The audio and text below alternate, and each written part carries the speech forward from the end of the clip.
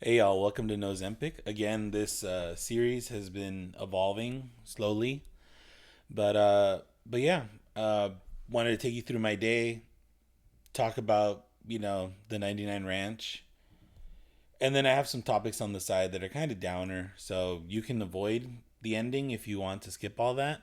But I feel like it's important just for the series and understanding. So to start off my day, woke up, street sweeping day. They caught me and gave me a ticket for the first time in my life for the tires facing the wrong direction. So uphill, tires out, downhill, tires towards the curb. They caught me a couple weeks ago for it, and I'm still mad, man. Like, who's heard of that, right? And the ticket itself said like more than 3 degrees grade, and then tires pointing the wrong way because my tires were turned, right? And like I was close enough to the sidewalk, so either way it was turned, it would have hit the sidewalk before it hit anybody's car. All right, pause. So I wake up early, move my car, go to the gym, do my little like back routine, arm routine. I didn't swim today just because it was kind of gloomy and cold. I don't know. I definitely could have, but I figured I'd just go harder in lifting. But I guess my goal is not to get shredded or like strong. It's just to lose weight. And yes, muscle does play into a part in terms of like how many calories you're burning. But at the end of the day, I'm just trying to like restrict my caloric intake by a reasonable amount.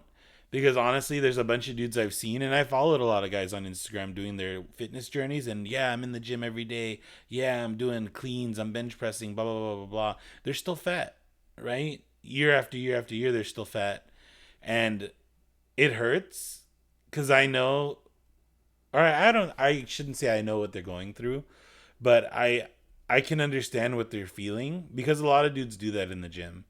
They'll like go and hit a new PR, they'll hit a new max. But at the end of the day, it's like, what are you training for? And for me, it's just losing weight. So that's my main goal, right? And I don't want to be one of these fat dudes that are like, yeah, I'm fat, but I'm really strong. Oh, I'm fat, but I could do this and I could do that. Like, at the end of the day, I just want to look good and say it's vain, say whatever. But regardless of my intentions, me at a lighter weight is a healthier, more, fulfilled human being, right? So went down to Skyline, right? This plaza. And you'll notice in SF, there's a bunch of places clustered in different boroughs. No parking. No parking at all. Right? So I think this is down towards Daly City. And like as you approach San Jose as well, it's like fewer parking spots, less industrial. But you can see it's like a beautiful haze, right? It reminds me a lot of like the Twilight movies. And I felt like I was in Forks. And like I want to say I was Edward, but I don't think I could be Edward. I'm a little dark skinned for that.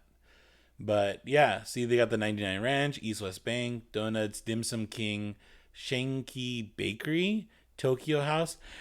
You know what I noticed? They don't have like a Hong Kong Express. Like, I don't know if you're from SoCal or, if you're familiar with what I'm saying, but it's like a Panda Express setup for American Chinese food. They have a bunch of these like bakeries and like restaurants set up with like a hot plate cafeteria serving, but it's actual Chinese food, So I'm like expecting orange chicken, broccoli beef, blah blah blah, like a Panda Express competitor, but maybe it's like a hood thing, or maybe it's like a SoCal thing. But I've definitely seen a lot less options in American Chinese, but I secretly think it's a lot of these like half Chinese Hapa people that are like full sending Chinese and like I'm in a very Chinese time of my life right now.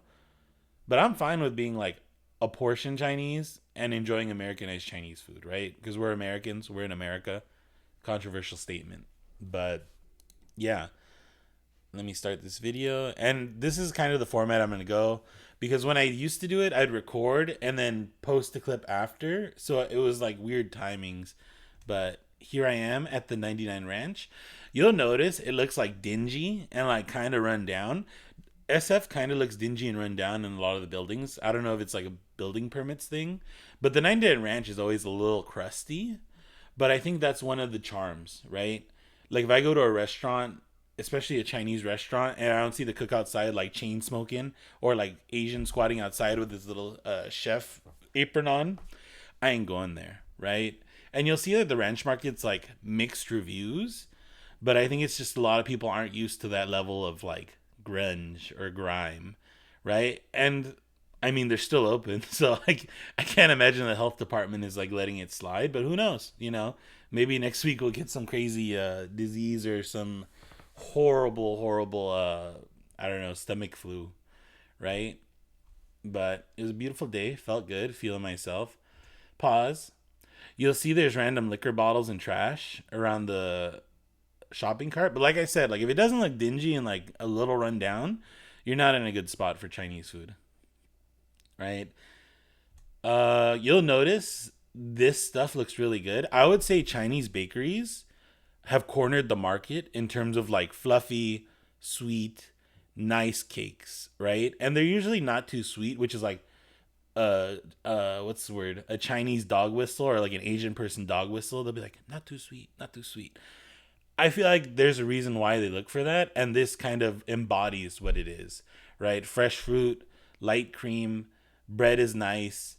I was fighting my demons not to get a little pastry, a little sweet treat, but I figured, I'm here for one, random groceries, and two, for content. Just to get something to show you guys. Because honestly, like me sitting at home making my oatmeal and air frying chicken tenders with random sauces and stuff was just kind of boring. I felt like I wasn't engaged. I went through my meals and that was kind of like a middling video. But yeah, I'm saying if you're near an Asian bakery, get a cake that'll hit. That'll hit crazy style. And the ones around here, like in the strip malls and stuff, are relatively affordable. I know friends that have like $400 cakes custom made by people. It's fine. It's fine. Like band for band, taste for taste. I'd rather have one of these cakes any day of the week. All right. One of the things I want to point out, you'll notice that this looks like a strip mall, but an actual mall. A lot of Asian places do this, and in China, when I went to China, it's very common for like a grocery store, and even Egypt, where they have a grocery store connected to like several mini mall strips. This is very small. It's literally like straight and then left, and that's the entirety of this complex. And then there's little regular strip mall stores along the edge. But I always found it like charming and endearing. It's like, oh, if you go to the 99 Ranch and they don't have exactly what you're looking for, oh, they have a whole bakery dedicated to creating, these items. And you'll see like, honestly, as an American, or I guess an Americanized random, mutt, a lot of this stuff doesn't really exist. Like I'm not convinced this stuff isn't just for show because like I don't read Chinese and a lot of the Chinese brands do not cater to us at all, right? I think they'll make like an English label if they're like compelled to in terms of like imports. But I'll show you some video later on, but like that store across the street, I think it's a liquor store. But honestly, I was like, I could never stop here. I could never go there, right? But maybe for another video, I'll just go to places exclusively I can't read or understand and see what's up, because I went to that Russian place and it was pretty nice. But let's see. All right. Ooh, turn this away. And obviously, like a full 6 or 7 lines of self checkout, or not self checkout, but checkout lanes, and it was packed in here, man. Like I guess the 99 Ranch does present a value proposition, which would allow other people to come. And honestly, like they have stuff that people look for, right? Like I remember going to Japan thinking like, oh, I'm gonna get exclusive stuff, exclusive Kit Kats. They had them here, right? I was like, I flew all the way 1,000 trillion miles to find these Kit Kats. Big back in me, right? I went all the way to find some candy, and they had them here in bulk, right? So I feel like it's one of those things. If you ever do go to Japan, you can ask me about like my recommendations. But a lot of people in my Zoomer era are going to Japan just because it was advertised as cheap. And honestly, like I watched a lot of anime, and like Naruto is like my goat, So don't waste your space when you're traveling on random things you can get here, obviously, unless it's like significantly cheaper. Because I know some people got like SK2 body ointments and stuff like that because it is cheaper and like tax free. But Yeah, pro tip, you go with your luggage in a carry-on size, and when you're there you can buy either another carry-on or a full rollaway luggage, and you'll be fine. Or alternatively, if you already have a full luggage and you're not afraid of spending that money, put your carry-on in your check-in. That way it's one big suitcase. You pay for one suitcase, you fill up your big suitcase, and then everything else go in your little carry-on. But but yeah but the 99 Ranch just has like an authenticity to it that you cannot, deny. Right? Like, people here are staffed. It's like half Mexicans, half Chinese people, or of Asian descent. I didn't ask every single one of them, but it's like so nice to see, two communities come together. And honestly, if you're from LA, some of the best Chinese food is made by Mexicans. Right? So Chinese wait staff, and in the back it's all vatos. They got the secret. They got the I don't know, the magic, the zhuzh. And then I always like to think it's funny thinking like one of these guys goes home and is like, "Hey, you hungry, son?" And like the whole day he's eating like rice and weenies, and his dad comes home, he's like, "Here, let me make you some chow mein and like a Peking duck for the carne asada on the weekend." Oh, oh, oh, oh, oh. Past it. Let me show you this. This is what I'm talking about. Like, all this stuff. Have you guys ever had any of this stuff? I get it's for like soups, maybe, or medicine. I don't know, but like, just all this stuff just never, it never crossed my path, honestly. I'm not judging it, other than I don't know what it's for. It just exists, and it's a whole wall, and there's several aisles of stuff like this. And even when you go to like the sauce area, you're like, I know what sauce is. There's like a billion little packets, right? Here you'll say like, "Oh, what are these little meatballs?" They're actually for a hot pot or a soup. So these are like little congealed balls of like random stuff, right? It's like the American version of I don't know, like a hot dog, or I don't even know what it's called, but these are all individually different flavors, and they're a little rubbery to me, honestly. I think they put a lot of tendon in it, so it like has that bounce on it. But I've never really gone out of my way to eat this kind of stuff. I think it's more of like a traditional thing that you're raised with. But don't think of it as like a traditional meatball where you bite it and there's like chunks in it. It's like pretty uniform. So I'm not sure what process they use, but I'm pretty sure they blend it, compress it, and like relatively boil it or parboil it. But you can see they spoiled for choice, right? To my knowledge, the red package with the little chicken on it is probably the better one in my experience. And then they got some weird ones too, where it's like crab and like random duck and like the little shrimp balls. But you have to watch out. You check the ingredients on the back or on the front sometimes, and they vacuum pack it, I think, to mislead you. Sometimes the seafood and stuff will have imitation crab, which will give you that flavor, and like very minimal shrimp, you know? So it's one of those things you got to look out for when you're shopping here. But don't be afraid. Definitely go out and like push your limits and try something new. And if you don't like it, give it to your friend. They'll definitely eat it. Like this stuff, you could boil it, and like, I don't know. I've always grown in a community household. So if somebody didn't want something, there was always a mouth that was willing to take it. Right? Pause. The year they had the whole duck with the head and the feet, I think you have to have a plan if you're going to take something like this home. Like, obviously, I'm not going to make a Peking duck in my house. I don't have the facilities or the space for it. But it's always nice knowing that they have the option here for, I guess, the restaurants and the people that do want to make this stuff for their home. And then, yeah, it's just like, you'll notice it's like a little, like, I don't know. It looks a little disorganized, but it's clean, right? Like, people think it's a lot worse than it is based on like the outside, but honestly, it's pretty well maintained, right? The fish, and then the wet aquarium seafood holding. People find that controversial, which I thought was a shock. But like Chinese people, and I think most people in general, prefer fresher seafood, and it's just one of those ways where you can like stretch the lifespan of a product, being fish or crabs or whatever, as long as you possibly can. And honestly, I don't know if they still do it, but I remember 99 Ranch, you could buy seafood there, and they would clean, cut, and fry it for you. And I think they could also steam it, but like My dad and my uncles never got it steamed. It was always like we'd buy a bunch of stuff and they'd fry it and we'd have a whole fish for dinner, right? For the whole family. Use that QR code if you want $20 off. And then Tuesday is 5% off, I believe, for senior citizens. And I recorded this on Tuesday, posting it tonight. There were hella seniors in there, man. They were looking for that bargain, and I respect it, right?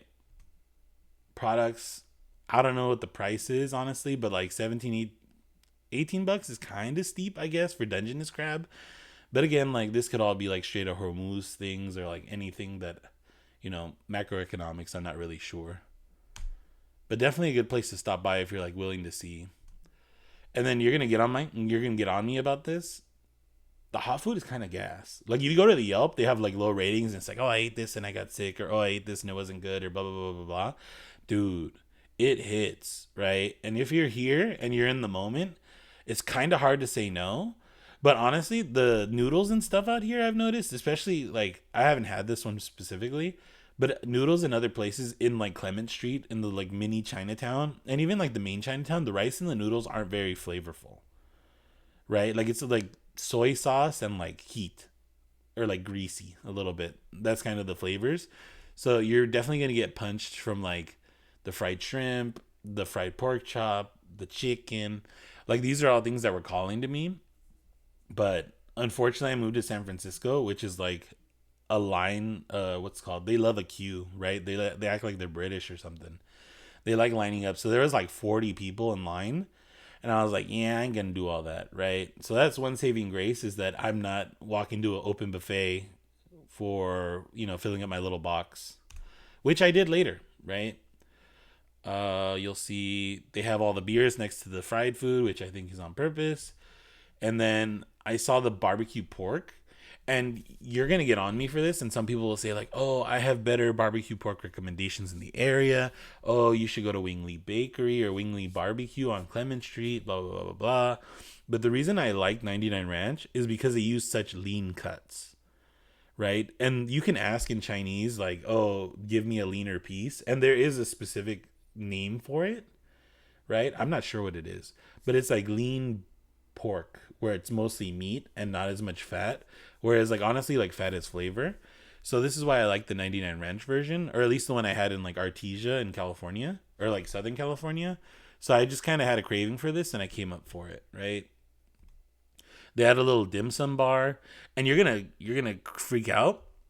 This stuff looked a little weird to me, honestly, but I got the shumai because I think you judge a place on the shumai and the hargao, which is the little white and pink dumplings on the bottom left, or on the bottom left, and that's kind of like where you judge the standard. It was like a 6 or a 7, but honestly the texture of the shumai was really good. Like you could taste the individual, or you can feel the individual mushrooms, chicken, pork, shrimp, like all those things individually, and it like tasted good. It tasted like real food, right? Whereas like I went to Good Luck Dim Sum and I had their beef shumai and it was like pretty much a meatball, right? And it was not pleasant. So here's me asking for 1 pound of barbecue pork. That dude's a master. He just grabbed these pieces off the rib, cut off the burnt parts for me. And then I think when he weighed it, it was like a pound .07 or something crazy like that. But they're really efficient here, right? Pound .040, right? So I was like impressed, and I was like, oh, thank you, thank you. I don't think he spoke English, but he was like, and I think he could like tell, you can like intuit what people are saying, and I'm sure he looked at me and he's like, this dude wants fucking meat, right? And then I got him cutting it for me. I asked him, I was like, can I videotape you? And he was like, yeah. But you'll see, like, dude, this stuff looks gas, and it was gas, right? Like even bad barbecue pork is good barbecue pork, and this was like medium plus. I would say like a 7 out of 10 in terms of barbecue porks I've had in my life. But you'll see how lean it is. And then this really blew my diet. On the way back, I stopped at Safeway and I got some potato wedges, right? And you can see it on my tracking. It was like really caloric intensive, but honestly, it was gas. It was like a little bit like carne asada fries style. I didn't put any sauce on it because these were pretty saucy in themselves, and the potato wedges were definitely worth it to me, and I really love them, right? It's just one of those things that like I probably won't do again in the future, but It was good. Here, the shumai, I ate them in my car. Oh, here's one of the things I saw. People eat these things, and I don't want to like throw shade on them, but like as someone who's a red-blooded American or grew up in like a relatively sheltered food area, pork tongue is crazy, pork stomach is crazy, pork ears are crazy, pork bung gut. I'm not sure what that is. It might be tripe. Pork uterus. It's like crazy things to think about. But like obviously if you're Mexican or you're raised Mexican like myself, pork tongue, they have tacos de lengua, they have buche, they have all these other things. So it's not too far, and I feel like Chinese people and Mexican people have very compatible cultures in that sense. Right? I don't know anybody's going to eat a pork uterus taco, but honestly for some of the tacos that are cut fine enough, you probably wouldn't even notice, to be honest. Let's see. Let me play.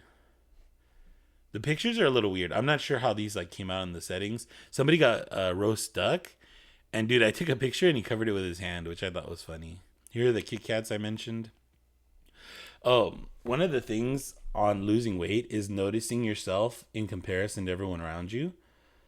I'm like a top 1% fat person, right? I'm over 6 feet tall. I'm over 400 pounds. So I was towering over a lot of these Chinese people and like Filipino people here too. And they were all looking at me, right? And it's because I'm fat, number one. And number two, it's because I'm like towering over them. And I think they're like looking to see where I'm going. Like, I don't think it's any malice. It's just like, damn, that's a big ass dude, right? And I find myself doing that sometimes too. If I see other fat people, we look at each other in the eye and I'm like, up is like, what are you doing here? And down is like, I recognize you, respect. Right. And honestly, I size up a lot of fat dudes. I'm like, am I fatter than him? Is he fatter than me? And we're probably doing the same mental math. And then honestly, sometimes I look at their drip and I'm like, these guys are dripped out. And I'm like, either going to steal their style or I'm like, I appreciate that, but that's too crazy for me.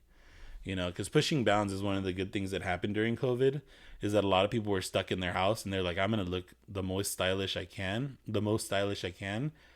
on a budget or within the bounds of, societal norms. Let's see, what's next? Yeah, here's another picture of me for reference. So like my double chin is like at this guy's like the top of his ear, probably. Right? Actually, nah, maybe like more towards the top of his head. But I was like towering over these people, and because there's like hella lines, I had to like cross by a bunch of people, which is kind of awkward. Like I should have honestly gone up the aisle and like did the big loop, but I don't know. I was impatient, so I was like, all right, whatever. I'll just do this. So I did ask, excuse me, and squeeze through. This is what I purchased. I got some noodles, which are gonna be a little bit caloric intensive, but I figured I'd cut it in half, cook them individually. And then these little packets down here are about 400 calories each. They're like a Vietnamese rice noodle, so slightly less caloric than these. And then obviously I got these big mushrooms because I figure I just cut them in half, spray them with some ghee and then fry them up for dinner. Which I don't think they'll be that caloric intensive because honestly, like mushrooms aren't that bad usually. But this will be a meal tomorrow, most likely, if I have time, depending on what I'm doing or who I'm seeing. Right? And then I think that's all I included. Maybe one more picture. Yeah. I saw this. These are so cute, but I feel like the fad has passed. I always ask when I see people with the little dangly things on the thing, like, oh, you have a little baby on your purse? And they show me the little baby. And I think it's usually like these little devil ones. I thought they were manchichis, which if you're older than, if you were born in like the 80s or the 70s, you definitely saw manchichis on their way out, or chuburoshka or chuburoshka. If you're Russian, the little like doll, he kind of looks like that too. And then yeah, these were going for like hundreds of thousands of dollars. Not hundreds of thousands, but hundreds and thousands of dollars, depending on where you were. And then if you go anywhere, like in the Spectrum in Irvine, they'll have the lafufus, or there we go, the labubus, the lafufus. And I kind of like how Asian people like maxed out the drip on these factors. So like you go to any trade show or any card shop, you can buy clothes for your labubu, your little baby. And obviously like these Sunny Angel copycats, or I don't know if they're Sunny Angel copycats, but they're called something else. But they're little copycats where people dangle a little charm off your purse. But I've always been raised to not have things of value dangle on your person because somebody would snatch them, right? Like, I'm sure if you had like a $500 Lafufu or Labubu on your purse, you wouldn't want somebody to yank it off, or like you lose it in the shuffle of big city life. But yeah, and then I came home, realized that I overate a little bit based on the potatoes and the pork. Had a, I don't know, a protein shake and some chips that I got the day before. These little Irvins, dude, the salmon skin. Yes, right? They have the seaweed version, but I feel like the seaweed version has like a little bit of a chemically aftertaste. But I think that's gonna be my strat. Is like if I'm hungry, I'll measure out, which I did have my little scale off to the left here. So I won't bring this with me to go to like restaurants and stuff. It's not that serious. But but yeah, if I can track it within my ability, I will. And so that's my day. That'll be the pause, right? All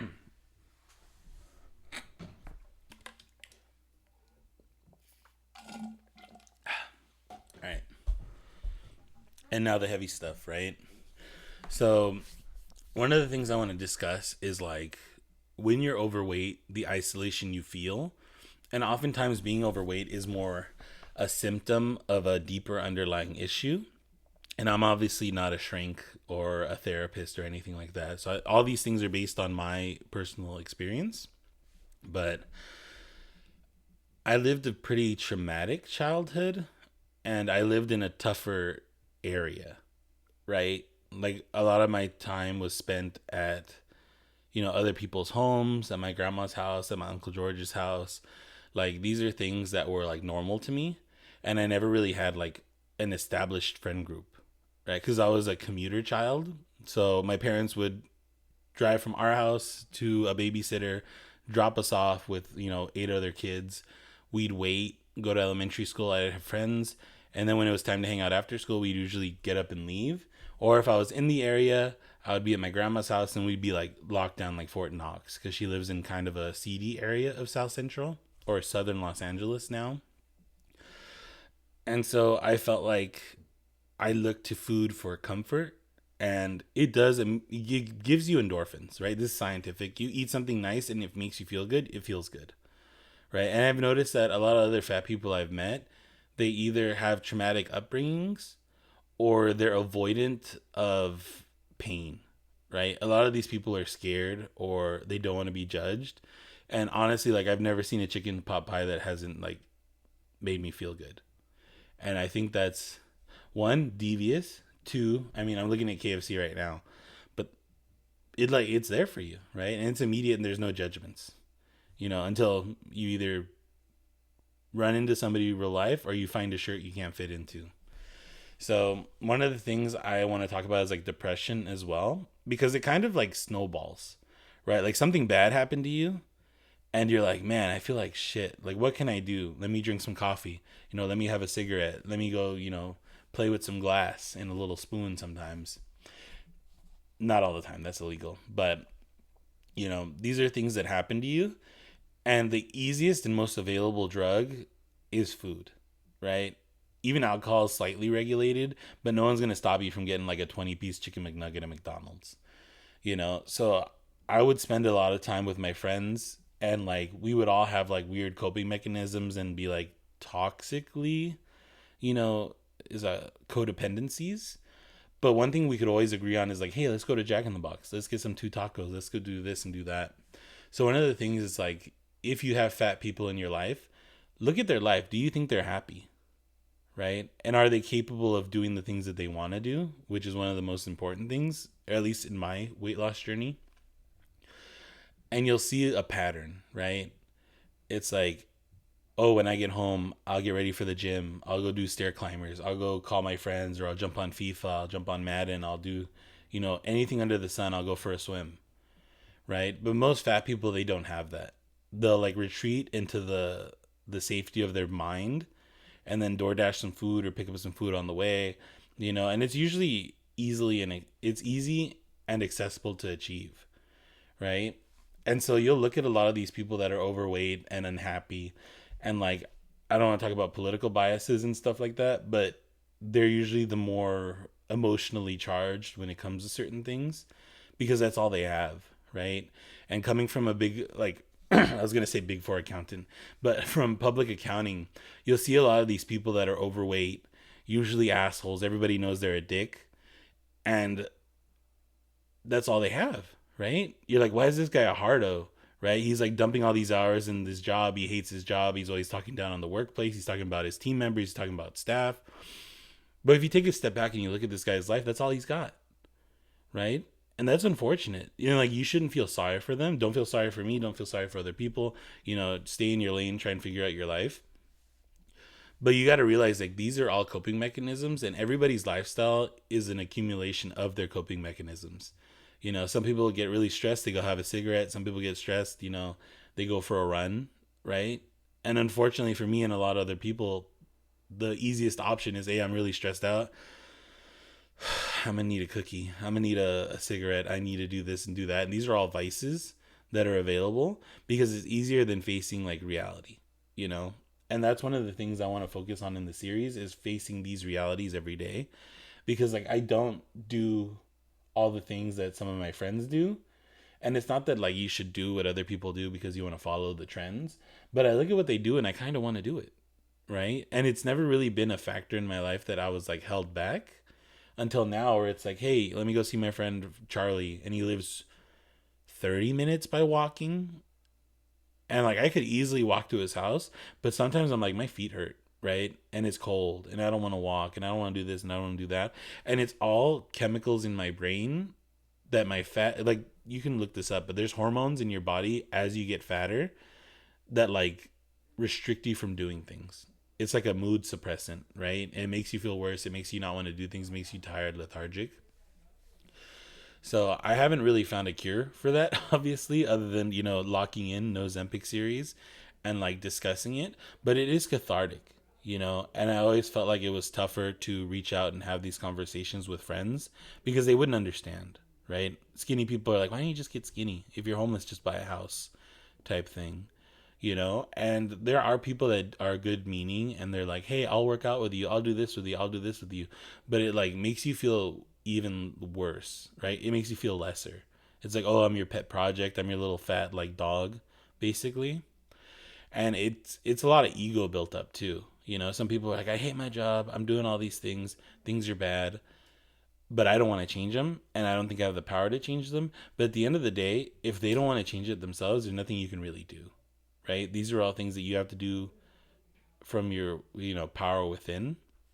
So you can, gently tell people, hey, you're kind of fat, bro. Or, hey, you're getting too big. This is definitely not a good time for you to be doing things like this. But at the end of the day, it's up to the fat person themselves to, put on their little bootstraps and figure themselves out. And it is simple as like not eating as much and walking more. We'll see this coming on at the end of the month. I have my in-body scan, but I'm down like 6 pounds, right? And it's been like 9 or 10 days. And one of the things that's helped me through this is my friends, is my hobbies. And, I don't want to name them specifically, but there are a lot of friends that have, gotten on the phone with me one-on-one and said, hey, Bill, like, I want you around longer. These are things you have to deal with. And, like, it's not good to be fat. You shouldn't be fat, and you need to figure your life out. And does it hurt in the moment? Sometimes, right? But I feel like I'm so past having the insecurity and the ego, right? Like, I used to wear an undershirt, like, every day because I was like, oh, it'll keep my boobs down when I walk. Oh, it won't make me jiggle. I just jiggle now, right? Like, nobody really believed I wasn't fat looking at me. And then if you have a big sweater, you're like, oh, nobody can see my rolls. But they can see your rolls. They know you're fat. They know I'm fat, right? So it's one of those things that you have to, like, consciously understand and face the music, right? These are things that are within my power. I am changing them. And you'll see through this series that I will change. According to science, I'm eating less calories than I'm burning. So I have to change, right? And the last thing I wanted to talk about, just to wrap this up, is that when you're depressed, it doesn't have to happen when you're fat, right? Depression comes in all forms, shapes, and sizes, and there are different triggers. But one of the biggest signifiers of depression is loss of interest in activities you used to enjoy, right? Like growing up, video games were my thing because like we didn't have them. I go to McDonald's and I play on their like little GameCube. I play some Donkey Kong or something. Shout out the Play Place and McDonald's at circa 2000 to 2010 until they took them out. But GameStop was like heaven. You know, I used to like going fishing. I used to like dancing. I used to like going to do these things. And then when I started getting fat, I started like like withdrawing from myself. And even now, I might record like a gameplay video at some point. Like I don't feel the spark. It's not there anymore, right? And I don't know if that's just like maturing as an adult and like, oh, video games are for kids. But there are a lot of adults that are fulfilled that are playing video games, you know, and like I I wish I had that tenacity to say, "Hey, I like this still and it brings me joy to play." And I stopped doing a lot of things, and I think by me withdrawing from society and and hobbies and stuff that I used to enjoy, I kind of lost that part of myself and allowed room for me to eat and get fat, right? Like unfortunately, I was never addicted to running marathons, but like even like playing guitar, singing, dancing, doing things with my friends, like these are things that were like band-aids. And even now I'm like slowly recapturing that joy, right? I'll get on the phone, talk to my friends like on phone, voice call, not text, right? Or FaceTime. I'll do FaceTimes. But it's like so nice to see a living human person right in front of you or on the phone or hearing their voice and understanding there's someone out there, right? A whole real life person with their whole real life backstory willing to hear you out, willing to support you, you know? So that's one of the things I want to leave you with is, hey, take a look at your life. Have you lost interest in anything? Is there anything you've put off for so long because it was inconvenient? And maybe put that on your calendar, your to-do list. Like, hey, I may not have the time for this right now, but I should definitely, fit this in my schedule. And then reach out to one of your friends. They don't have to be fat, right? Just reach out to one of your friends that you haven't seen in a while, and maybe you're waiting for them to reach out to you. But like, it's a two-way street, right? And I've always been one to reach out to people because I feel like if I'm hesitant to, they're probably twice as hesitant to. And a lot of malice cannot be attributed to carelessness. It's mostly just like mindfulness, right? So they're not doing it specifically to out you or like spurn your feelings. I think it's just people get busy. If I'm not looking directly at this thing, it doesn't exist in my mind, right? And there's always that theory like, hey, whatever you're seeing right now is a simulation, and as soon as it passes your visual guide, like everything behind my hands right now is gone. It does not exist. It only exists as long as I can perceive it. But friendship doesn't have to be that way. It can be everlasting. And if you have a problematic childhood, or problematic family, they're always the family you find along the way, right? And I do have friends I consider brothers, even though I never had any brothers. And I do consider friends I meet in public in real life like, hey, these are my dear friends. And I would go out of my way to help them, and I would go out of my way to be with them. And I feel like everyone, if they did a little good, would, multiply by 6 billion or however many people there are, you know? And we're social animals. Build that community. Go out there and reach out to your friends, build your community. And if they don't serve you, think about it hardly, or think about it empathetically, and then ask yourself if you're convincing yourself these people are good for you, right? Never trap yourself in a prison of your own design, which unfortunately for me was my body. I made me a fat guy, and now I'm stuck in the body of a fat guy for now, right? But I'm probably a year out from being presentable, but we'll see every day closer I get and closer I get and how close I get, right? All right, this was a long one, but I'll see you guys later. Like, comment, subscribe, reach out to me on Instagram. I'll have it in the bio. And yeah, it just really means a lot that you're here with me, listen to me, app. Thank you so much.